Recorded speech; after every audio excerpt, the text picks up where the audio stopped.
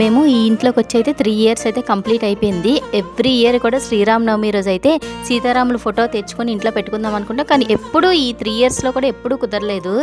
అలా అని స్టార్టింగ్ మా ఇంట్లో పాలు పొంగించిన రోజు తెచ్చుకుందాం అనుకున్నాము, కానీ మా ఇంటి సైడ్ అంటే ఏంటో రకరకాల ప్రచారాలు జరుగుతాయి. నేను కూడా నమ్మానులేండి, ఇలా సీతారాముల ఫోటో కానీ ఇంట్లో పెట్టుకుంటే వాళ్ళు పడిన కష్టాలు బాధలు పడతారని చెప్పి ప్రచారం అయితే జరిగింది. ఇంకా మేము కూడా వదిలేసాము, ఏమో తెచ్చుకోకూడదేమో అనుకుని. ఇది రీసెంట్గా నేను ఒకరి ఇంట్లో చూశాను, అలా అని వాళ్ళకేమి శుభ్రంగా ప్రశాంతంగా ఉన్నారు. ఇంకా వాళ్ళని చూసి నేను కూడా సీతారాముల ఫోటో అయితే ఈ ఇయర్ అయితే కొనుక్కున్నాము. అలానే మేము సింహాద్రప్పన కొలువులో ఉన్నాం కదా, సింహాద్రప్పన ఫోటో కూడా ఉండాలంటే ఇంట్లోని, కానీ మాకు ఆ ఫోటో కూడా ఈ 3 ఇయర్స్ కూడా కుదరలేదు. ఈరోజే ఆ ఫోటో కూడా కుదిరింది.